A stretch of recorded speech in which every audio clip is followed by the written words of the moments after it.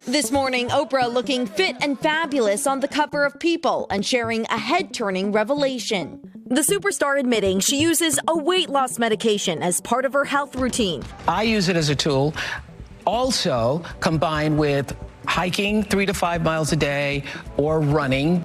Once Oprah starts talking about something, then it just explodes. You look great. Everybody looks so great. When I look around this room, I can't help but wonder, is Ozempic right for me?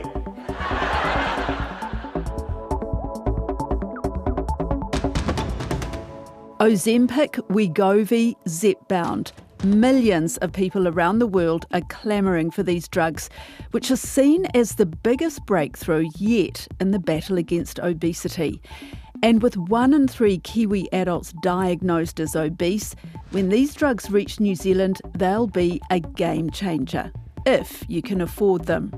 Yeah, these are medicines that we're very keen to have in our arsenal. But it's not actually a magic pill. Perhaps people are being set up to think that it's a magic miracle pill, that they're just going to be able to pop an injection and the weight is just going to literally fall off. I don't think that's quite how they work. I'm Sharon Brett-Kelly. Today on The Detail, the multi-billion-dollar weight loss drug bonanza that more than half of New Zealanders could be taking within 20 years. I'm talking to journalist Nikki Bezant, who just wrote an article about the injectable drugs, which are called GLP-1 agonists. Yes, it's quite complicated. They work in quite sophisticated ways, and I'm not a scientist to explain this, but they interact with hormones in the gut. So they stimulate a hormone in the gut that triggers the release of insulin. That's one thing that they do. So it sort of helps you process the food that you're eating better. They also work on the brain, on the satiety and the appetite centre in the brain. And so that means that you feel less like eating, and that when you do eat, you feel fuller faster. So it's like an appetite suppressant. They slow down the emptying of your stomach, so they sort of slow gastric emptying. So again, you feel fuller. So it's all sort of helping you basically to eat less without as much willpower and effort as you might have had to exert before. What's going on in New Zealand? Because it feels like New Zealand is a bit behind in kind of picking them up or showing interest or, even having access to them. Yeah, I think we are a little bit behind, and it might just be because these drugs have been hugely, hugely popular overseas. Healthcare analysts have raised their annual sales forecasts for weight loss drugs by around 50% to about $150 billion by the early 2030s. And New Zealand tends to be at the bottom of the list of drug companies when it comes to supplying these things. We have struggled to get access to them here. They are available for diabetes patients. So there's two classes of these drugs, if you like. There's the ones that are designed to treat diabetes, type 2 diabetes, and they were the original drugs of this class, and they work really well for people with diabetes. And then they noticed from those people taking the drugs that there was weight loss as a kind of an effect. And then they've developed versions of the drugs to work for weight loss as well, for people with obesity. So it sort of started with the diabetes people, and then it's moved across into the weight loss space. And when you get into the weight loss space, then it becomes huge. They become something that's really massive. For her article, Nikki interviewed Scottish journalist Johann Hari, who wrote a book about weight loss drugs and his own experience with Ozempic. And he's the one who predicts that more than half of New Zealanders could be taking these drugs in the next 20 years. Yeah, he's a real evangelist for them, although he tempers it with some cautions. But yeah, his view is that it's completely changing the way that we are going to be eating in the future. I don't know if that's right. We may still discover side effects from these drugs that we don't know about, because we don't know that much about the long-term effects. Side effects that we hear about are things like diarrhea, feeling nauseous, having constipation, or diarrhea, like explodey diarrhea, as one person explained it to me. Sulphur burps, which sounded disgusting. And then kind of pain, abdominal pain, that kind of thing. There are some rare but quite serious side effects. Like one of the things with the slowing down of the emptying of the stomach can actually be gastroparesis, which is the paralysing of the stomach. So it actually stops working altogether, which is pretty serious. And then there's some potential risks around pancreatic cancer as well. There's also the jury's out on mental health impacts. There's some suggestion that it might impact mental health negatively. That seems to be quite being debated still. On the upside, there's a lot of talk that not only do they reduce weight, but they could help, we know about diabetes, ward off certain cancers. Yeah, I mean, we know that obesity is associated with a few health risks, right? We know that if people with obesity have a higher risk for quite a lot of other conditions, including heart disease and certain cancers and things. So that makes sense that if you are losing weight, getting your weight within the healthy range, that's going to reduce your risk for other things as well. So you'd kind of think, right, well, if it does all this, why isn't a third or a half of New Zealand on these drugs already, and why aren't they funded? Yeah, well, good questions. Good questions all. I think there's a lot to unpick there. For me, the hesitation around it would be around the fact that you have to stay on it. If you start taking this for obesity, then you're going to have to keep taking it to have the effect, right? You can't just go on it and then at some point go off it and expect the effect to remain. Oh, so for the rest of your life? Yeah, basically, which is the same as a diet, right, if you think about that. So it's the same as any other thing that you might do for weight loss, except for probably gastric surgery, which is more permanent, but even then can still fail. Another thing is, of course, it's hugely expensive. At the moment, these drugs are not funded here, so it's $500 a month, which is out of reach for many, many people.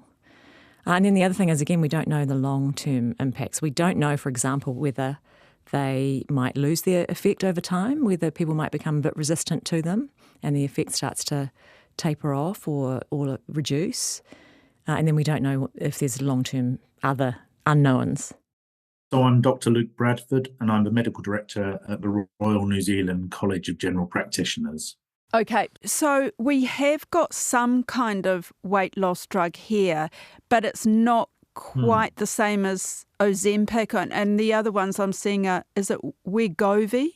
Yeah, so Ozempic and Wegovy are the same medicine. They're both semaglutide. They're both GLP-1 agonists. And we have liraglutide, which again is a GLP-1 agonist. So it works in the same way. It works on receptors in the stomach to slow gastric emptying, so your stomach stays fuller for longer, which tells the brain that it doesn't need to eat. Works on the pancreas to increase insulin secretion and decrease glucagon secretion so that you burn through calories more effectively, as well as working on other parts of your body, the heart and the kidneys. It would seem in effective ways. What we do know is that liraglutide, the one we've got, it's an older drug and it's probably not quite as effective as the Ozempic and Wegovy at weight loss. Have we got any idea when we might have access in New Zealand to Ozempic or Wegovy, or Zepbound, I think, is another one? Yeah, well, it looks like Zepbound, which is tirzepatide, is probably going to be even more effective than Ozempic for weight loss. To give you an idea, the one we've got, so the Saxenda, the liraglutide, you can the trials show a typical weight loss of upwards of about 8% after a year's use. The semaglutide tends to sit at about 15% of body weight loss after that year's use, and the new one, Zepbound, seems to be even higher. In terms of when they're going to be available, it's not entirely clear. Ozempic is certainly going through the MedSafe processes, but the global supply is in such demand that it's more about when there will be enough to enter the market in a sustainable way than the MedSafe barriers. Next year or in 5 years? Oh, I'd be astonished if within 5 years we didn't have them much more widely available and more affordable.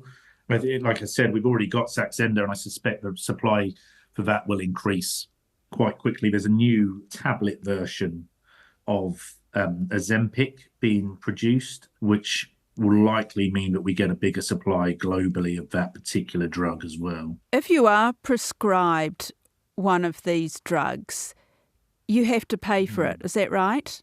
Yeah, so you can get them if you are a type 2 diabetic who were not gaining control of your diabetes with traditional medicines for, but at the moment the prescriptions for patients to start those are on hold because Pharmac can't secure the supply. If you were buying them for weight loss, and you can, and so typically, as I said, Saxenda is out, you're paying about $500 a month for it. Which is a lot of money, isn't it, for most people? Huge amount.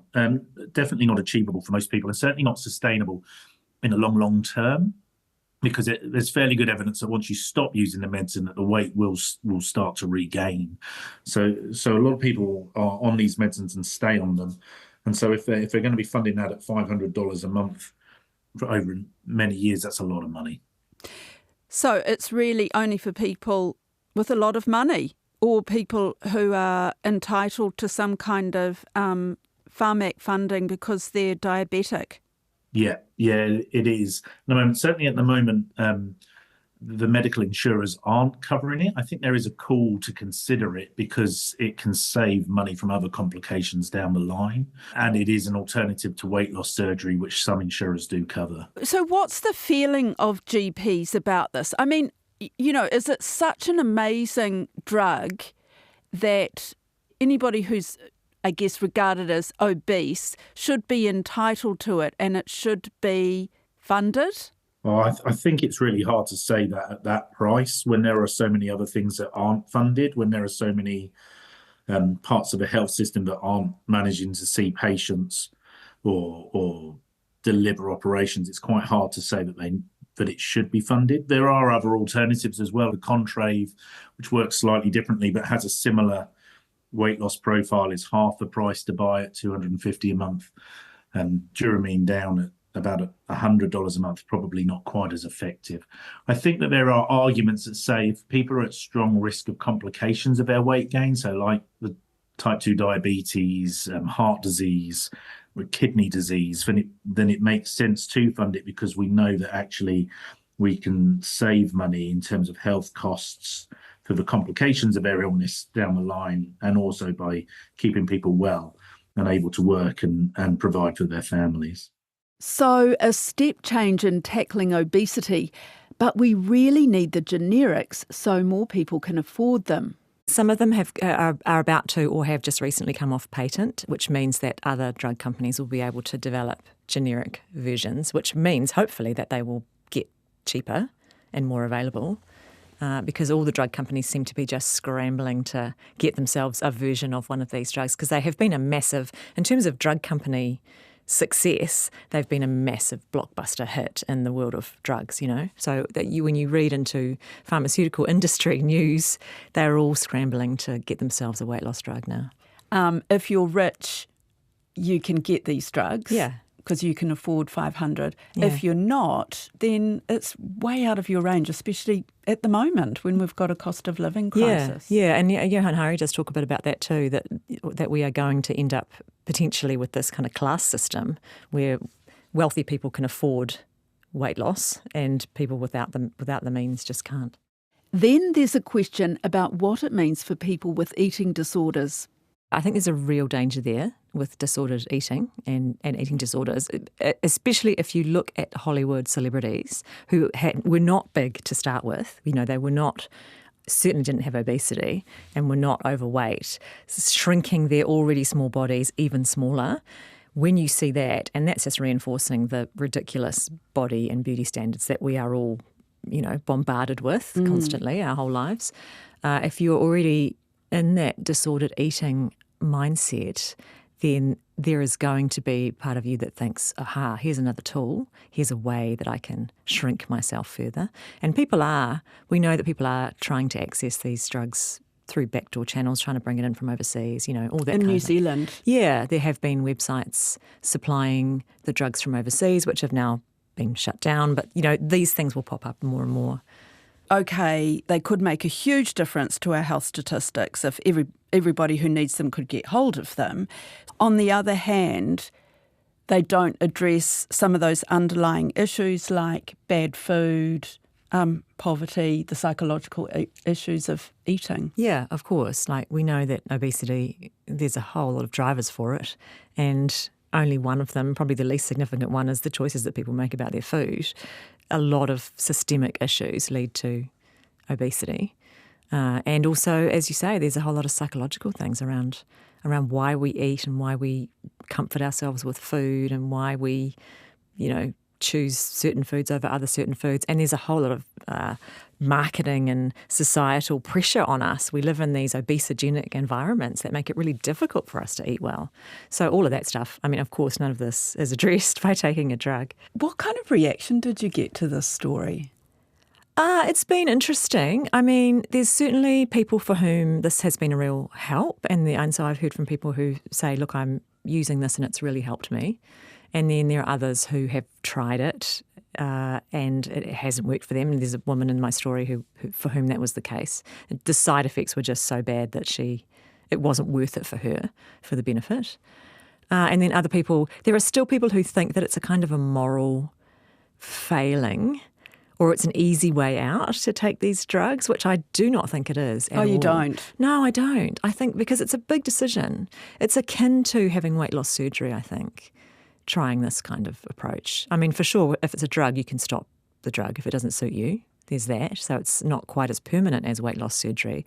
But you're committing to something that's potentially going to give you some serious side effects that you have to deal with, and you have to commit to it long term if you want to see the benefits remaining long term, right? I don't think it's an easy decision for anyone to make. And also people are still very judgy about people who are in larger bodies, people with obesity. It's seen as a moral failure rather than, the influence of a whole lot of other things that are nothing to do with the person. And also, nothing about a person's size or shape has any reflection of how they are as a person or who they are as a person or how good or whatever they are. We're just so judgy of other people's bodies still. And that came out in the reaction to the story as well.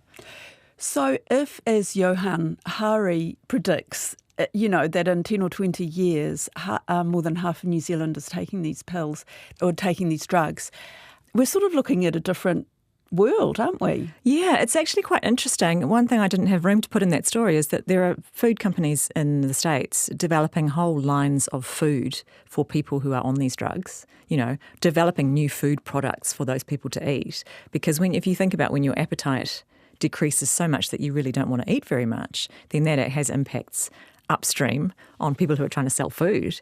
So you could see big changes to our whole food system, I guess, if that was the case. I'm not sure if that's for better or worse, really. I'm someone who loves eating. I love food and I love the pleasure of food. And to me, one of the things that these drugs would do is take away some of that pleasure. Because if you're simply not interested in eating, then of course, that just is one pleasure that goes away from your life, which I think sounds quite awful. And what kind of foods are these companies making? Are they more nutritious or are they smaller or what? I think if you think about if you're eating less, I mean, then this goes for any kind of thing that you're doing to get into a calorie deficit, right? It's the same with people who are doing fasting type diets. If you're eating less, then what you need to do to maintain the nutrition for your body is actually pack more nutrition into the food that you are eating or into the meals that you are eating. So I gather that they're looking at processed food products, really, which are going to help you keep your protein up, for example, because that's one of the things that can happen with these drugs as well, is that you lose muscle mass. Because you're losing weight quickly, you're going to potentially lose muscle mass. So keeping up your protein, keeping up your fibre, because then your gut slows down, all that kind of stuff. So they're kind of developing products that have got maximum amounts of that sort of stuff in them to keep the nutrition up, whilst also portion size has to be small because your appetite is so small. You can't actually eat very much at a time. Gosh, that's kind of fascinating, isn't it? Yeah. Because also if they're processed, then you think, processed food is not as good for you as natural food. And of course, taking a drug like this doesn't teach you anything about eating well. It doesn't help you eat better. You have to actually work to do that. You have to kind of put some attention and time and effort into your nutrition and kind of learn some of that stuff if you want to actually be eating better. I mean, you can use these drugs and still just eat a bunch of crappy processed food if you wanted to, and you would still lose weight, but you would not be any healthier potentially. As someone who's written a lot about diet and nutrition and that kind of thing, where does this, this whole movement of taking weight loss drugs fit into all of that? How do you feel about it? Yeah, it's so hard, isn't it? Before I wrote the story, I was just kind of allergic to the whole idea of this. I thought, that just sounds terrible, taking a drug instead of learning to be healthy. I have changed my view a bit, I think. I think that these are probably a really good tool for people who have obesity, who are in that really high risk zone, and for whom losing weight is really, really difficult. It is really, really hard to lose weight. And some people are just genetically programmed to hold on to weight, and whatever they do, it's going to be impossible for them. And, of course, again, obesogenic environment, we're surrounded by unhealthy food, all of that. And if you think about it, if Oprah Winfrey, one of the wealthiest women in the world with unlimited resources at her disposal, who could have someone cooking her every meal, a personal trainer every day, everything that she could possibly need to lose weight. I couldn't work out anymore. I mean, I can't climb any faster or run any faster. I can't. That was down to eating one meal a day. I can't. There's nothing else I can do. If she can't lose weight and keep it off by using all of the kind of tried and true methods, then really, for a normal person, doesn't that tell us that it's just really impossible for some people? I think for people who are just worried about having a bit of extra weight on, I worry that those people are going to have this kind of approach marketed to them for, reasons that aren't really worthwhile. I'm really anti-diet, have always been anti-diet, because I think that we need to perhaps understand that losing weight, or the weight loss, multi-billion-dollar weight loss industry, of which this is part, really, is a pretty toxic industry. And perhaps it is better to think about gaining health rather than losing weight. That's it for today. The Detail is a newsroom production supported by RNZ and NZ On Air. This episode was engineered by Mark Chesterman and produced by Gwen McClure and Davina Zimmer. Thank you to Nikki Bazant and Luke Bradford. I'm Sharon Brett Kelly. Ka kite.